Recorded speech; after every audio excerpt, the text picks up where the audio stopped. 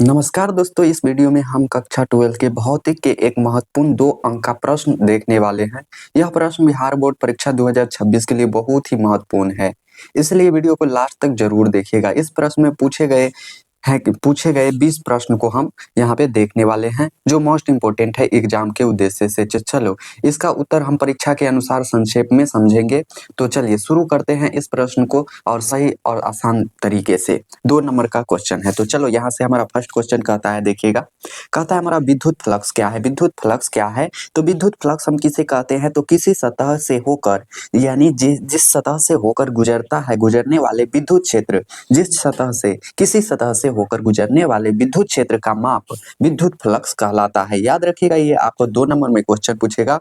और विद्युत फ्लक्स बराबर होता है E × A होता है, इसलिए ये फॉर्मूला ऑब्जेक्टिव में भी पूछा जाता है, इसलिए ये आप ध्यान दीजिएगा। चलिए अगले नंबर सवाल की ओर चलते हैं। अगला नंबर सवाल कहता है, दूसरे नंबर, गॉस का नियम लिखे। गॉस का नियम लिखे, हमें गॉस का नियम बताना है यहाँ पे। तो चलो हम जानते हैं गॉस का नियम किसे कहते हैं। बंद सतह से कुल विद्युत फ्लक्स बराबर अंदर के कुल आवेश बट्टे इप्सिलॉन नॉट होता है। क्या? गॉस का नियम बताता है कि किसी बंद सतह से होकर गुजरने वाला कुल विद्युत फ्लक्स उस सतह द्वारा घेरे गए कुल विद्युत आवेश Q बराबर 1/इप्सिलॉन नॉट गुना के बराबर होता है। तो आप याद सकते हैं गॉस का नियम किसे कहते हैं। लिखे तो बंद सतह के कुल विद्युत फ्लक्स बराबर अंदर के कुल आवेश बट्टे 1/इप्सिलॉन नॉट, ऐसे आप लिख सकते हैं। और इसका होता है क्या? 5 बराबर होता है क्या? Q/इप्सिलॉन नॉट। अंदर का कुल आवेश को हम क्या Q से सूचित करते हैं, याद रखिएगा, बट्टे इप्सिलॉन नॉट। चलो अब हम तीसरे नंबर सवाल देखते हैं। कहता है हमारा तीसरा नंबर सवाल कहता है, विद्युत की परिभाषा दीजिए। बताइए तो विद्युत की परिभाषा, यानी विद्युत क्या है? आवेश संग्रह करने की क्षमता को धारिता कहते हैं। क्या? सॉरी, धारिता हमसे पूछ रहा है। तो आवेश संग्रहित करने की क्षमता को हम धारिता कहते हैं। याद रखिएगा, आवेश संग्रहित करने की क्षमता को हम धारिता कहते हैं। आवेश संरक्षित करने की क्षमता को हम धारिता कहते हैं। धारिता क्या? धारिता को हम C से सूचित करते हैं। तो C बराबर होता है Q/V। Q/V होता है, याद रखिएगा, धारिता बराबर Q/V होता है, Q/V। तो चलो आगे बढ़ते हैं। चौथे नंबर सवाल, ओम का नियम लिखे। बता रहा है हमें क्या बताना है, ओम का नियम लिखे, बताइएगा। तो ओम का नियम हम किसे कहते हैं? तो ओम का नियम हम किसे कहेंगे? तो हमारा 4 का यहाँ पे सही जवाब क्या हो जाएगा? स्थिर ताप पर भी स्थिर ओम का नियम है। ओम का नियम बताता है क्या? से किसी स्थिर ताप और अन्य भौतिक स्थिति में किसी चालक के सिरों पर विभवांतर है, जो विभवांतर उसमें प्रवाहित होने वाले विद्युत धारा किसी स्थिर ताप पर विभवांतर और स्थित विद्युत धारा के समानुपाती होता है। क्या? समानुपाती होता है। किसी ताप पर स्थित विद्युत धारा है, जो विभवांतर है, जो विद्युत धारा के समानुपाती होता है, उसी को हम ओम का नियम यहाँ से 2 नंबर में आपको पूछेगा। तो V बराबर क्या होता है? IR होता है। V बराबर IR होता है। तो इस तरह से आप लिख सकते हैं। चलो आगे बढ़ते 5वें नंबर सवाल की ओर। कहता है क्या?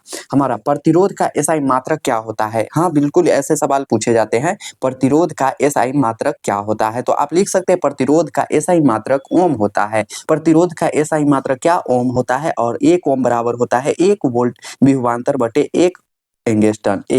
क्या? 1 ओम बराबर 1 वोल्ट बटे 1 एंगस्ट्रॉन होता है। चलो आगे की ओर बढ़ते हैं। किरचॉफ का नियम, बहुत बार एग्जाम में पूछा हुआ सवाल है ये। किरचॉफ का प्रथम नियम लिखे। किरचॉफ का प्रथम नियम क्या कहता है? जंक्शन पर आने वाले धाराओं का योग बराबर जाने वाले धाराओं का योग, यह आवेश संरक्षण पर आधारित है। क्या? किरचॉफ का प्रथम नियम क्या कहता है? जंक्शन पर आने वाले धाराओं का योग जाने वाले धाराओं के योग पर, यह आवेश संरक्षित पर आधारित है। इस तरह से आप याद रख सकते हैं। चलो आगे बढ़ते हैं। 7वें नंबर सवाल कहता है, देखिएगा, EMF की परिभाषा दीजिए। बहुत ही इंपॉर्टेंट सवाल है ये 2026 के लिए। EMF की परिभाषा हमसे पूछ रहा है। तो क्या कहता है? लेंस द्वारा प्रति इकाई आवेश पर किया गया कार्य EMF कहलाता है। क्या? सेल द्वारा प्रति इकाई आवेश पर किया गया कार्य EMF कहलाता है। इकाई होता है वोल्ट होता है। क्या? इसको हम क्या ईएमएफ का क्या परिभाषा होता है? ईएमएफ क्या होता है? एक विद्युत वाहक बल्ब होता है, याद रखिए ईएमएफ एक है विद्युत वाहक बल्ब है। सेल का विद्युत वाहक बल ईएमएफ दो इलेक्ट्रॉनों के बीच अधिकतम विभवांतर होता है, जबकि परिपथ में धारा है जो धारा प्रवाहित नहीं होता है। सेल द्वारा प्रति इकाई आवेश पर किया गया कार्य ईएमएफ कहलाता है, याद रखिएगा। चलिए 8 नंबर की ओर चलते हैं। 8 नंबर देखिएगा, कहता है चुंबकीय फ्लक्स क्या है? परिभाषा आप लिख सकते हैं चुंबकीय फ्लक्स का किसी सतह से होकर गुजरने वाली चुंबकीय क्षेत्र का माप क्या चुंबकीय फ्लक्स कहलाता है? क्या किसी सतह से होकर गुजरने वाले चुंबकीय क्षेत्र का माप है जो चुंबकीय फ्लक्स कहलाता है, याद रखिएगा ये सभी। तो इसका फाई बराबर होता है B/B इंटू ए होता है, B इंटू ए होता है, याद रखिएगा ये। और आपसे पूछेगा ईएमएफ का एसआई वोल्टेज क्या होता है, तो आप जूल प्रति कूलम बता सकते हैं। ईएमएफ का प्रति वोल्टेज क्या होता है, तो जूल बट्टे कूलम बता सकते हैं। चलिए आगे 9वें नंबर सवाल कहता है फ्लेमिंग के बाएं हाथ का नियम लिखिए। फ्लेमिंग के बाएं हाथ का नियम बताना है हमें, तो आप लिख सकते हैं यह चालक पर लगने वाले बल्ब की दिशा बताता है। फ्लेमिंग के बाएं हाथ का नियम यह चालक पर लगने वाले बल्ब की दिशा बताता है। मोटर के सिद्धांत में प्रयोग होता है। क्या मोटर के सिद्धांत में यह है जो प्रयोग होता है, यह चालक पर लगने वाले बल की दिशा बताता है। यह मोटर सिद्धांत के प्रयोग होता है, याद रखिएगा ये सभी सवाल। चलिए फ्लेमिंग के दाएं हाथ का नियम भी देख लेते हैं। फ्लेमिंग के दाएं हाथ का नियम कहता है क्या, देखिए यह प्रेरित धारा किसी दिशा बताता है, की दिशा बताता है। फ्लेमिंग के दाएं हाथ का नियम कहता है यह प्रेरित धारा है जो दिशा बताता है, जनरेटर में उपयोग होता है। क्या जनरेटर में यह है जो उपयोग होता है, जनरेटर में यह उपयोग होता है। चलो इस तरह से आप वहां लिख सकते हैं। 2 नंबर का आपको यहाँ से मिल जाता है। चलिए अब यहाँ देख लेते हैं लेंस का नियम क्या कहता है। लेंस का नियम क्या कहता है? लेंस का नियम कहता है प्रेरित धारा कारण का विरोध करती है, यह ऊर्जा संरक्षण पर आधारित है। क्या लेंस का नियम कहता है, नियम क्या है, वो प्रेरित धारा कारण का विरोध करती है, यह ऊर्जा संरक्षण पर आधारित है, याद रखिएगा ये सभी सवाल। चलिए 12 कहता है आत्म प्रेरण क्या है? आत्म प्रेरण का परिभाषा हमें बताना है। धारा परिवर्तन से उसी कुंडली में ईएमएफ उत्पादन होता है। क्या धारा कुंडली से उसी कुंडली में धारा परिवर्तन से उसी कुंडली में ईएमएफ उत्पाद होता है, इसे हम सेल्फ इंडक्शन कहते हैं। क्या सेल्फ इंडक्शन कहते हैं, याद रखिएगा। ये सिर्फ 2 लाइन आपको एग्जाम में लिखना है और 2 नंबर यहाँ से उठ जाएगा। चलो 13 देखते हैं ट्रांसफार्मर का सिद्धांत लिखा है, लिखिए।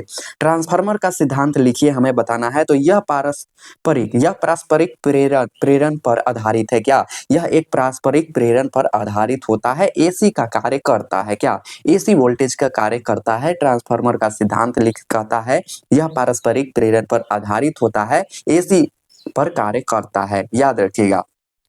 चलिए अब 14 नंबर की ओर चलते हैं। प्रतिवर्ती धारा एसी क्या है? प्रतिवर्ती धारा एसी क्या है? जिस धारा की दिशा समय के साथ बदलती है, घरेलू आपूर्ति एसी होती है। समझ गए?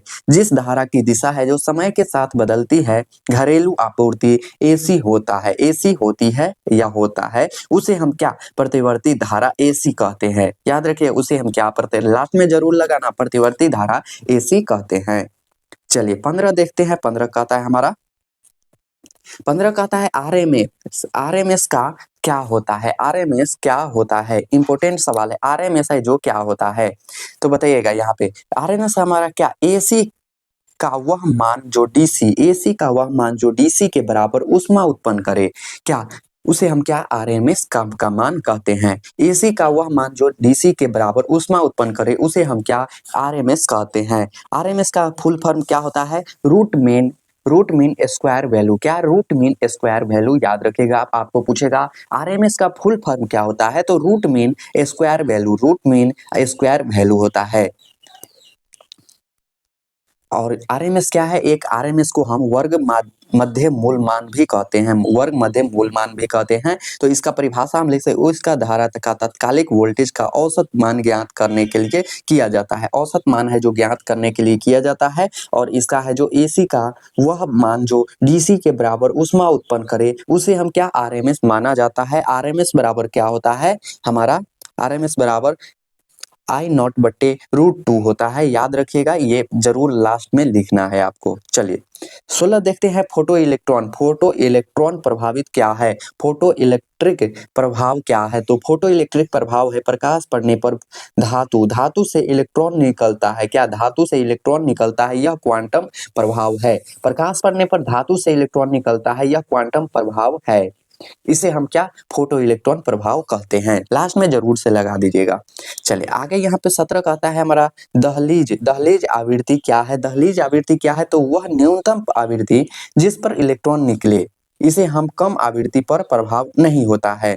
दहलीज आवृत्ति क्या है? वह न्यूनतम आवृत्ति जिस पर इलेक्ट्रॉन निकले, इससे कम आवृत्ति पर प्रभाव नहीं होती है। क्या प्रभाव नहीं होती है? ऐसे आप फॉर्मूला याद कर सकते हैं। चलिए 18 नंबर की ओर देखते हैं। कहता है डी ब्रोगली तरंग समीकरण लिखे। डी आपको पूछेगा डी ब्रोगली समीकरण लिखना है, तो आपको सिंपल सा लिखना है। यहाँ पे कण तरंग गुण कहते हैं, देखते हैं क्या कण तरंग गुण देखते हैं। और फाई गामा बराबर क्या होता है? H/P होता है। इंपोर्टेंट सवाल है, ऑब्जेक्टिव में भी पूछा जाता है। चलिए तो अब 19 नंबर सवाल देखिएगा। कहता है नाभिकीय संलयन क्या है? नाभिकीय संलयन क्या है? हल्के नाभिक मिलकर भारी नाभिक बनाते हैं, इसे अधिक ऊर्जा निकलती है, जिसे हम क्या नाभिकीय संलयन कहते हैं। क्या हल्के नाभिक मिलकर भारी नाभिक बनाते हैं, इससे अधिक ऊर्जा निकलती है, इसे ही हम क्या नाभिकीय संलयन कहते हैं। याद रखिएगा, भूलिएगा मत ये सवाल। चलिए आगे देखते हैं लास्ट नंबर सेमीकंडक्टर। सेमीकंडक्टर क्या है बताइएगा? जिसकी चालकता चालक और कुचालक के बीच होती है, उसे हम क्या सेमीकंडक्टर कहते हैं। जिसकी चालकता चालक और कुचालक के बीच होती है, उसे हम क्या सेमीकंडक्टर कहते हैं। और उदाहरण में हम क्या क्या है? सिलिकॉन है और जर्मेनियम हमारा क्या सेमीकंडक्टर होता है। तो चलो ये थे हमारे 20 सवाल। अगर वीडियो अच्छा लगे तो और भी आपको सब्जेक्टिव क्वेश्चन हर सब्जेक्ट का मिलता रहेगा, और एग्जाम के दिन आपके 5 से 2000 ऑब्जेक्टिव क्वेश्चन कराया जाएगा, जिसमें से आपको वहीं से आपको क्वेश्चन आने आएगा। तो जरूर से वो वाला क्लास जरूर से देखिएगा, एक दिन पहले आपको वो क्लास मिल जाएगा। तो चलो यहाँ से स्टार्ट करते हैं। चलो मिलते हैं नेक्स्ट वीडियो में।